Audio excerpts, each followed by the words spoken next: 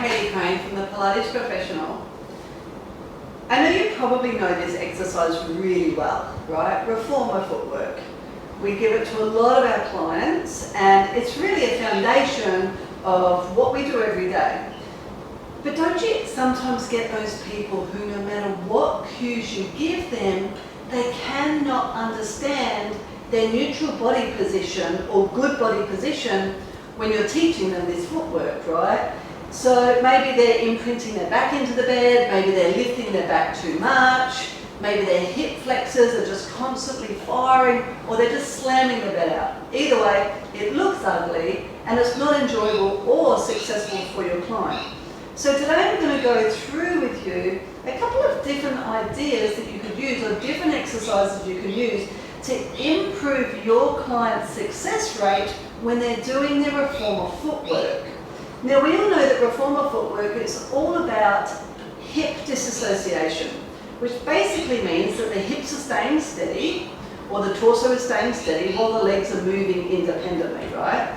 It's a foundational movement in Pilates because it makes sure that those deep tummy muscles are working as stabilizers, and it's a really good way for your client to start to get to understand what Pilates is all about, which when we're starting out, it's really all about control, right? So if they're struggling here, let's try sideline footwork. So go ahead and lay on your side. Actually, I'm going to keep that. All right. So when my client is laying on their side, for them to get into a good neutral alignment, the foot is heavy on the bar. Take your foot a little bit further forwards. There you go.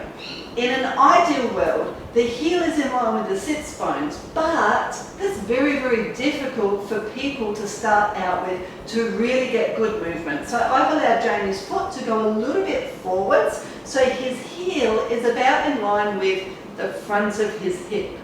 Now when you're laying on your back, your ASIS or your hip bones, your headlights are facing the ceiling. When you're laying on your side, your ASIS or your hip bones, your headlights are facing straight ahead. So one is stacked vertically on top of the other. Go ahead and push the bed out as far as you can, keeping your foot flat on the bar.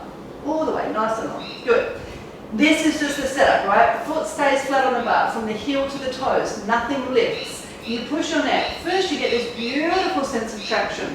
So you get this elongation through the whole torso, right? It's almost like I'm pulling the torso apart. What happens when you feel that is you create a little bit of space between the hip and the bottom rib, which is what you need. So that would then translate to when you're laying on your back, that little bit of space in your lumbar spine. You got it? If somebody's really struggling with that, use a pillow, just a small one. Pop it underneath the space between their hip and their bottom rib.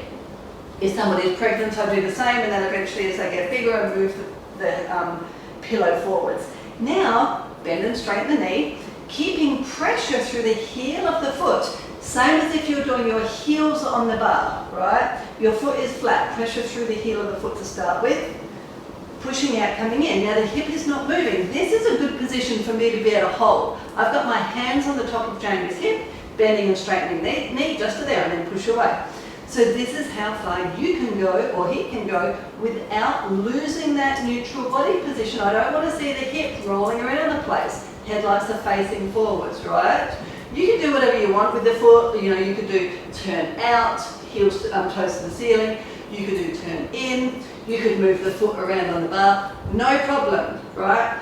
But the main objective is to make sure that pelvic lumbar stability, hip disassociation, just the leg is moving, right? Okay, second option, let's come on off of there and stand next to the bed in your scooter position. So you're going to be standing facing forwards, pop one foot up onto the bed, you got it. You can use your fingers on the bar just so that you're not going to fall anywhere, because remember, normally this is a client who has not done very much Pilates. Now you know this position, right? Scooter exercises, everybody loves them, everybody hates them. Your weight is even through the standing foot. As you're moving the bed out and in, your weight is biasing towards the heel of the standing foot. The toes are still on the floor, right? So go ahead and push the bed on out, all the way, get the knee off the bed, and then bring the bed back in. Jamie's going to keep moving while I talk to you. What I'm looking for is hip disassociation, right? Leg is moving out and in. Pelvis is staying fixed. Where are the headlights now? They're facing forwards, right? Not twisting the hips at all, whereas the spine is getting pulled against gravity, out through the crown of the head, down through the tail. So your relationship with gravity is different, the concept is the same, right? He nailed it, we can move on, let's go. So this time, let's go ahead and stand up onto the carriage. Same with everything, like, you can do all different types of scooter.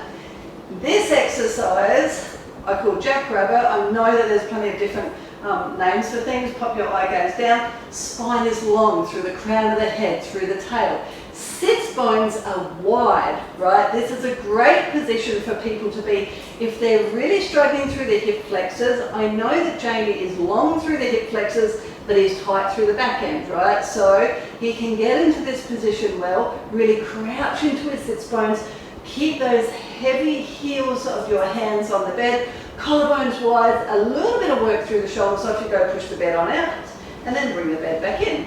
The key here is that the hips are not lifting and lowering, so keep the hips in exactly the same position.